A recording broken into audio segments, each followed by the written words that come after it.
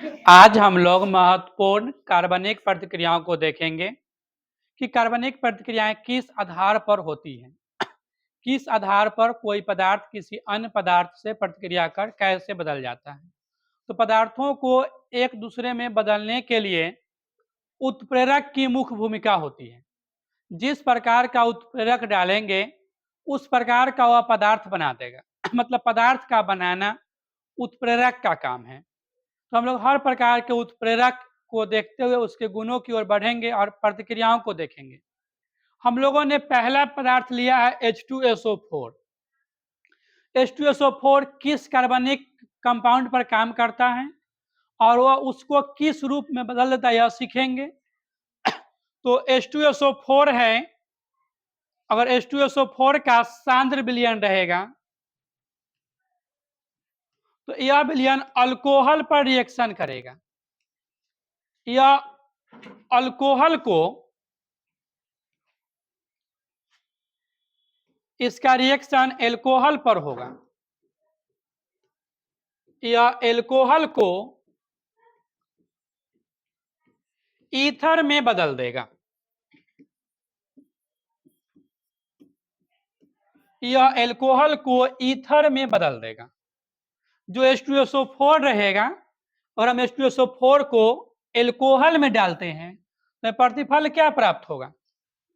प्रतिफल क्या बनेगा मेरा? ईथर प्राप्त होगा।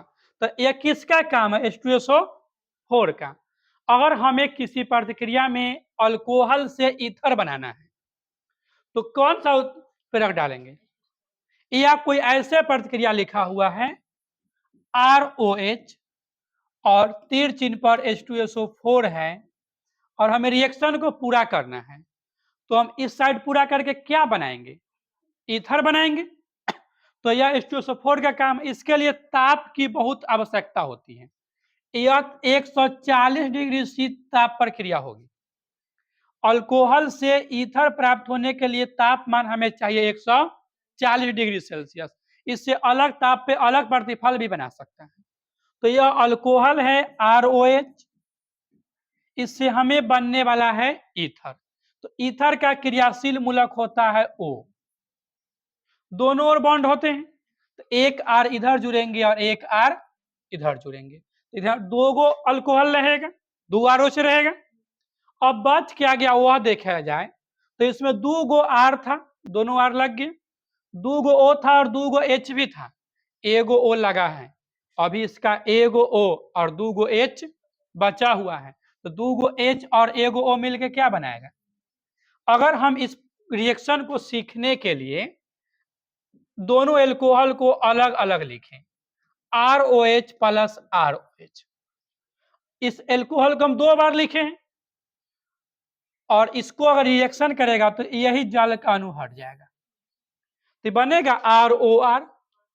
तो एल्कोहल कहाँ चेंज हो गया मेरा? ईथर में। तो हमें किसी भी प्रतिक्रिया में एल्कोहल से ईथर बनाना हो तो किस अभिकर्मक का उपयोग करें और ताप कितना रखेंगे? 140 डिग्री सेल्सियस। 140 डिग्री सेल्सियस ताप पर H2SO4 का काम है एल्कोहल को ईथर में बदल देना। या कोई कार्बनिक इस प्रतिक्रिया को पूरा करना होगा तो हमें प्राप्त देखेंगे उत्प्रेरक का प्रतिफल समझेंगे, ईथर बनेगा, ईथर बनाएंगे। इसका अगर जैसे देखा जाए तो इसके बहुत से जैसे भी हो सकते हैं। जैसे R एल्काइल समूह होता है और हम R का मान रखें CH3OH रखें तो R का मान है। CH3 को हम मेथाइल पढ़ते हैं और इसमें OH जोड़ दे तो क्या पढ़ेंगे इसको? Methyl alcohol. और मेथाइल अल्कोहल की प्रतिक्रिया H2SO4 से सांद्र रहेगा। सांद्र H2SO4 से 140 डिग्री सी ताप पर होगी तो ईथर बनाएगा। ईथर का क्रियाशील मूलक है O और दोनों ओर इसमें जुड़ेगा कार्बन की संख्या और प्लस में क्या बनेगा? हमें जल बनेगा। ये भी मेथाइल है, ये भी, तो क्या इसका नाम होगा? Dimethyl ether. और हम और जैसे देखें तो हमें और कार्बन की संख्या बढ़ाने होंगे। यहाँ पर सदस्य अभी एक कार्बन का था अब हम यहाँ पर सदस्य लेंगे 2 कार्बन का, CH3 CH2OH। इस समूह को एथाइल पढ़ते हैं, 2 कार्बन को एथ पढ़ते हैं, तो इसका नाम होगा एथाइल एल्कोहल। और एथाइल अल्कोहल H2SO4 से सांद्र अंग्रेजी में CONC लिख सकते हैं। 140 डिग्री सी ताप पर प्रतिक्रिया कर रहा है, तो फिर से वही रहेगा C2H5O और फिर C2H5 प्लस, हम इतना समूह को एक बार C2H5 जोड़ कर लिखे, 2 कार्बन है 5 हाइड्रोजन, तो ये भी एथाइल है, ये भी, तो इसका नाम डाई एथाइल ईथर। हमने यह देखा कि H2SO4 का क्या कार्य है, तो H2SO4 का कार्य है एल्कोहल को ईथर में ले जाना और तापमान लिमिटेड चाहिए 100। अगर किसी कारणवश मेरा तापमान बढ़ जाए तो क्या होगा, तो दूसरा प्रतिफल बनेगा, उसको सीखते हैं। यह सीख गए। H2SO4 का दूसरा कार्य भी हो सकता है, H2SO4 हो और यह सांद्र हो, अगर इसका रिएक्शन ताप बढ़ के कहां चल जाए 100, घर में तो कर रहे हैं, ताप बढ़ भी सकता है, तो 40 से कितना बढ़ गया है 70 बढ़ जाए, तो अब यह करेगा एल्कोहल को एल्कीन में बदल देगा, एल्कोहल को एल्कीन में बदल देगा। तापमान तनका बढ़ गया तो प्रतिफल दूसरा बन रहा है, पहले 140 पर ईथर बन रहा था, जबकि ताप में गड़बड़ी हुई 170 ताप गई, तो अल्कोहल से क्या कर देगा एल्कीन कर देगा, अलग प्रतिफल बना रहा है। इस रिएक्शन को अगर देखें,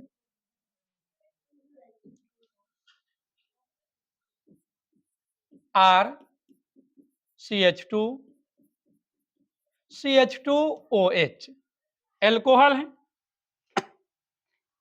इसकी प्रतिक्रिया करनी है सांद्र H2SO4 से, अंग्रेजी में CONC लिखाएगा, और तापमान बढ़कर 170 तक जा चुका है। 170 जाने के लिए 140 से होकर ही गुजरना पड़ेगा, उसे बढ़ाएंगे, उसी में तापमान को आगे बढ़ाएंगे, तो यह हमें एल्कीन प्रतिफल देने वाला है। तो एल्कीन के लिए देखिए, यहां से OH हटेगा और यहां से H हटेगा, जल बनेगा, यहां से OH हटेगा और यहां से H हटेगा, तो R रहेगा, CH2 से H हटेगा और इससे भी H हटेगा और यह जल बनेगा। HOH के हट जाने से बॉन्ड की कमी पड़ गई, तो यहाँ पे कै बॉन्ड लगेंगे, एक बॉन्ड और लगेंगे, 2 बॉन्ड वाले क्या होते हैं, 2 बॉन्ड वाले होते हैं एल्कीन, एल्कीन प्राप्त हो रहा है। अगर जैसे देखे जाए CH3 CH2OH, इसका नाम होगा एथाइल एल्कोहल, और यह रिएक्शन करेगा H2SO4 से 170 डिग्री सी ताप पर, तो यहां से OH हटेगा और यहां से H हटेगा, तो यह बचेगा CH2 और फिर यह बचेगा CH, HOH मिलकर जल बनेगा, बॉन्ड की कमी से डबल बॉन्ड बनाएगा यह, तो 2 कार्बन का मूल शब्द होगा आपको एथ और 2 बॉन्ड का प्रत्यय होगा इन, तो इथीन बनेगा। तो सांद्र H2SO4 170 डिग्री सेल्सियस ताप पर एथाइल अल्कोहल को कहां चेंज कर दिया, एथीन में। इससे सवाल आता है कि क्या होता है जब सांद्र सल्फ्यूरिक अम्ल 170 डिग्री सी ताप पर एल्कोहल में मिलाते हैं, तो क्या प्राप्त होगा, एथीन बनेगा।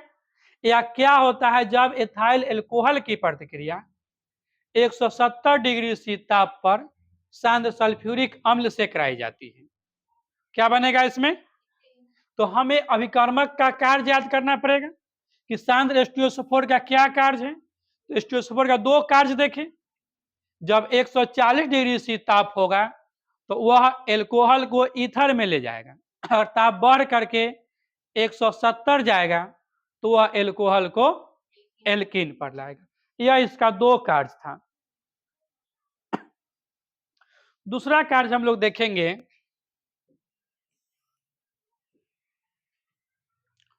वह दूसरा कार्य हम लोग अब देखेंगे, वो अभिकर्मक है मेरा alcoholic KOH। Alcoholic KOH। KOH दो प्रकार के होते हैं, एल्कोहलिक KOH होते हैं जिसको एल्कोहल के घोल में तैयार किया गया है। एक जलीय KOH होते हैं जिसके जल में तैयार किया गया है। KOH कास्टिक पोटास होता है और उसको अल्कोहल में मिला के तैयार करेंगे तो अल्कोहलिक KOH है, और जल में तैयार करेंगे तो वह जलीय KOH है। दोनों का अलग अलग गुण होता है। जो एल्कोहलिक KOH होता है वह एल्काइल हैलाइड को एल्कीन में चेंज करता है, एल्काइल हैलाइड को एल्कीन में चेंज करता है। जो जलीय KOH होता है वह एल्काइल हैलाइड को एल्काइल एल्कोहल में चेंज करता है। दोनों को देखते हैं। तो जो एल्कोहलिक KOH है यह काम करते हैं एल्काइल हैलाइड को एल्काइल एल्कोहल में बदलते हैं, एल्काइल एल्कोहल में बदल देता है।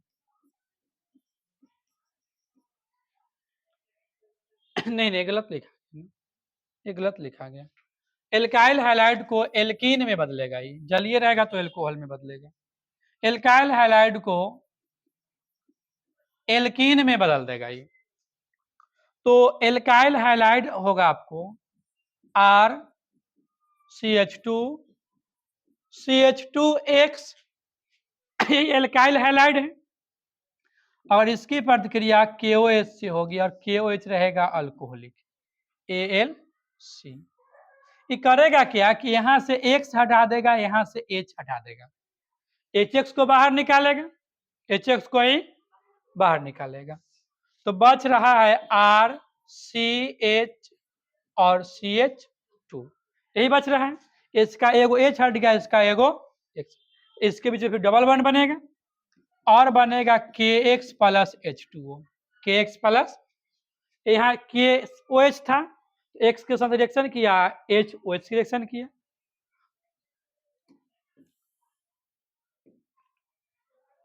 तो यह हैलाइड को कहा चेंज कर दिया, एल्कीन में। CH3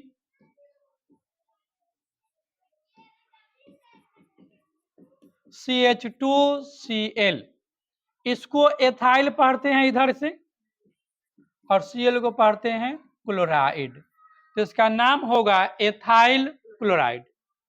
अगर एथाइल क्लोराइड की प्रतिक्रिया हम KOH से करते हैं जिसकी प्रकृति अम्लीय है तो यह रिएक्शन करके एल्कीन देने वाला है। तो यहां से Cl हटाएगा और यहां से इस कार्बन से Cl गायब, इस कार्बन से H गायब होगा, CH2 plus KCl plus H2। ये KCl प्लस H2 कहां से आता है, तो यहाँ पर KOH है और यहाँ से H और Cl हटाया है, A में से H हटाया है, A में से Cl हटाया है, तो यह क्षार है, यह अम्ल है, तो अम्ल और क्षार प्रतिक्रिया करके लवण और जल बनाते हैं, तो K और Cl और H2O, तो ये लवण और जल बना, तो वही लवण और जल बना उधर, यहाँ बना आपको KCl और H2O। दो कार्बन का सदस्य है तो क्या नाम होगा इसका, ईथ और इन, दो बॉन्ड के लिए इन लगाए हैं। अगर इस जगह पर अल्कोहलिक KOH न रहकर जलीय KOH रहे,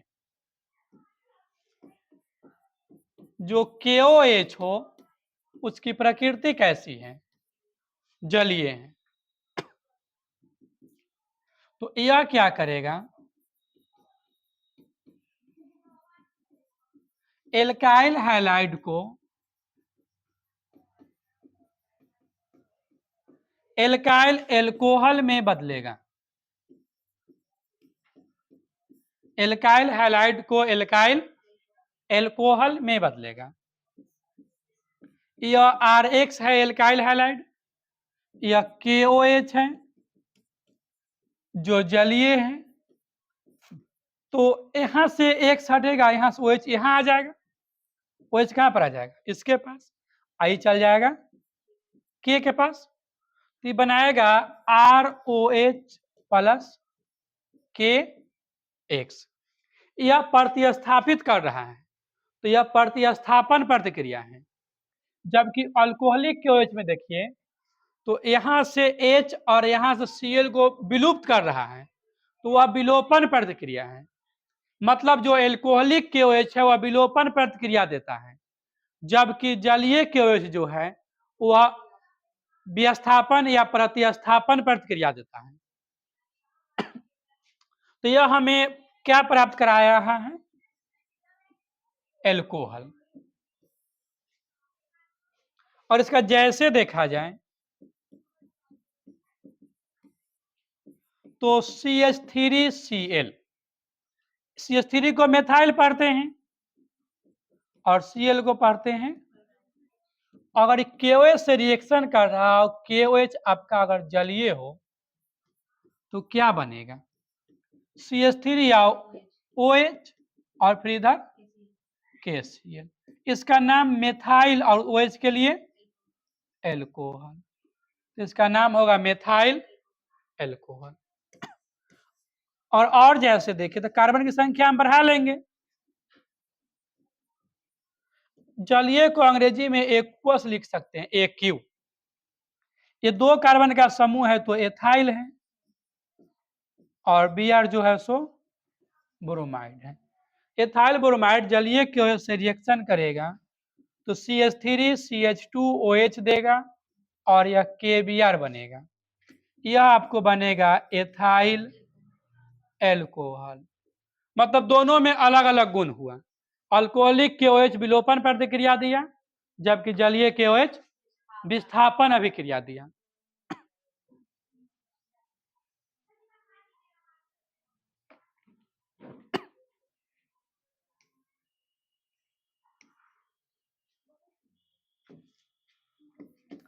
एक बात करते हैं जस्ता चूर्ण का। जस्ता जेडेन का चूर्ण है, तो जस्ता चूर्ण भी कई रिएक्शन देती है।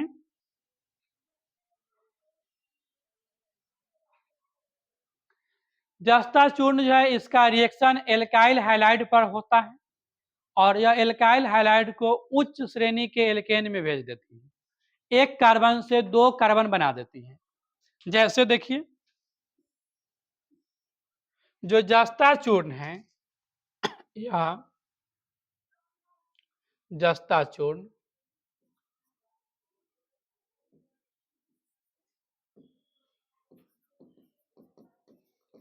एल्काइल हैलाइड से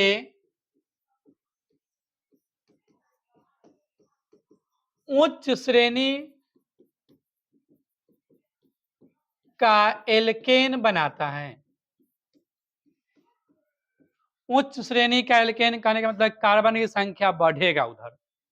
जैसे यह RX आपको एल्काइल हैलाइड है, इसकी प्रतिक्रिया कराना है जस्ता चूर्ण से, तो इसके साथ एक और रहेगा एल्काइल हैलाइड, 2 को रहेगा तब ना उच्च बनेगा, और इतना भाग को यह हटा देगा। तो इधर जो आपको प्राप्त होगा वह प्राप्त होगा R bond R plus Jayden और 2 गो X निकाल जेडेन X2। यही बना हमें एल्केन, यह बना एल्केन। ये जो प्रतिक्रिया होती है इसका खास नाम होता है फ्रैंकलैंड प्रतिक्रिया। यही है फ्रैंकलैंड प्रतिक्रिया। जैसे अगर देखिएगा इसमें तो CH3Cl प्लस जेडेन और CH3Cl, इसको इधर से पहले लिखेंगे निकाला जा सके, इतना भाग कोई हटाएगा।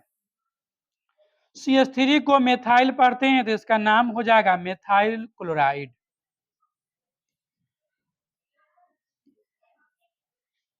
इधर जो हमें बनेगा वह बनेगा CH3 प्लस ZnCl2। 2 कार्बन है तो इसका मूल शब्द होगा एथ, एक बॉन्ड के लिए एन, तो यह बनेगा। देखिए हम इधर में मीथ पढ़ रहे थे, इधर में अब ईथ पढ़ रहे हैं, तो एक कार्बन से कै कार्बन बना? तो 2 का मतलब उच्च श्रेणी का एल्केन बना इसमें। यही है फ्रैंकलैंड प्रतिक्रिया।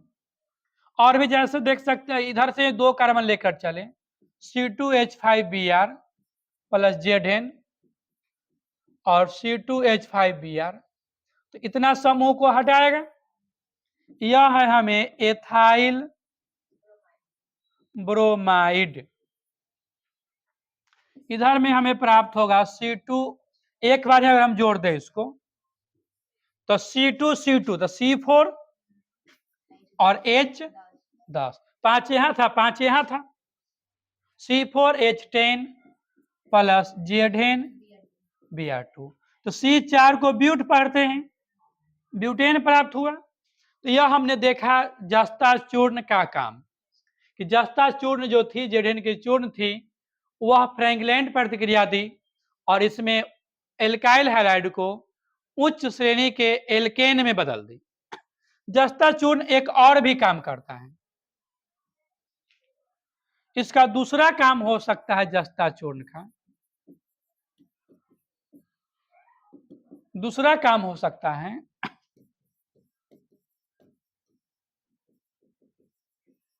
पॉलीहैलाइड को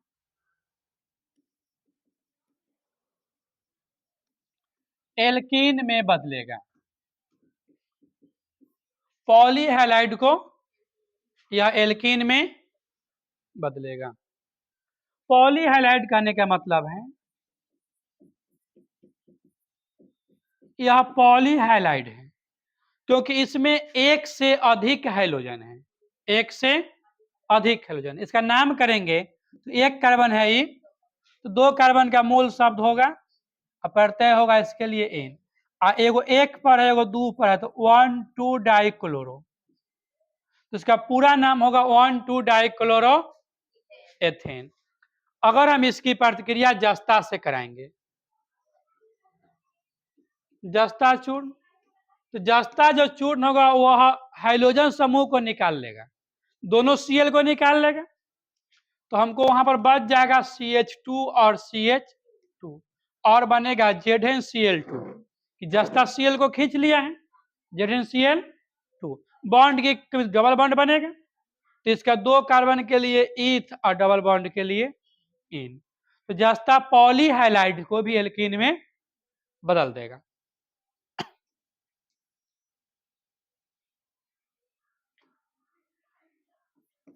एक देखेंगे KCN अभिकर्मक का कार्य, KCN, तो KCN अभिकर्मक का कार्य है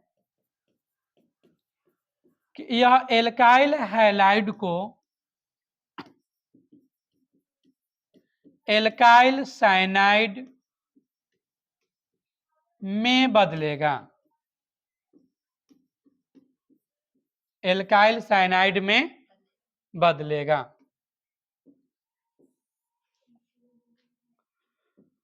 देखिए यह RX है एल्काइल हैलाइड, KCN से रिएक्शन करेगा तो यह बनेगा RCN और प्लस बनेगा KX। जैसे देखिएगा CH3Cl, इसका नाम होगा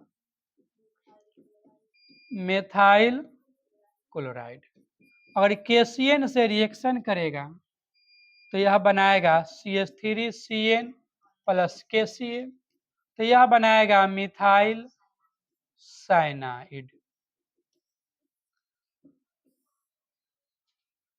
अगर यहां पर एथाइल ब्रोमाइड हो, C2H5Br हो, एथाइल ब्रोमाइड, अगर ये रिएक्शन करता है KCN से तो यह बनाएगा C2H5Cn प्लस बनाएगा KBr, तो यह बनाएगा इथाइल साइनाइड। इस तरह हम लोग इसमें 5 अभिकर्मक को अभी तक देख चुके हैं, पांचों को फिर से रिवीजन करके देखते हैं कि किसको किसको देखे हैं, क्या क्या काम है। आप सीख चुके हैं तो आपको मन में याद आएगा वह बात। हम लोग सबसे पहला देखे हैं H2SO4 का कार्य। H2SO4 2 कार्य कर रहा था, 140 डिग्री सी ताप पर एल्कोहल से ईथर बना रहा था और 170 डिग्री सी ताप पर एल्कोहल से एल्कीन बना रहा था। दूसरा देखे हैं हम लोग KOH का काम। दो प्रकार का KOH था, एल्कोहलिक KOH था और एक जलीय KOH था।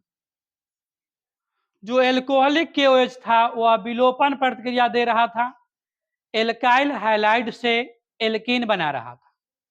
जो जलीय KOH था वह प्रतिस्थापन प्रतिक्रिया दे रहा था और एल्काइल हैलाइड से एल्कोहल बना रहा था। इसके बाद देखें जस्ता चूर्ण का काम। तीसरा देखें जस्ता चूर्ण का काम। जस्ता चूर्ण भी दो रिएक्शन दे रहा था। जस्ता चूर्ण एल्काइल हैलाइड के साथ उच्च श्रेणी के एल्केन बना रहा था जो फ्रैंकलैंड प्रतिक्रिया थी, और पॉली हैलाइड के साथ एल्कीन बना रहा था जो विलोपन प्रतिक्रिया थी। फिर इसके बाद देखें KCN का कार्य। KCN alkyl cyanide, alkyl halide को एल्काइल साइनाइड में चेंज कर रहा था। आज के लिए 5 अभिकर्मक ही, अगले दिन फिर अगले अभिकर्मक को बताएंगे।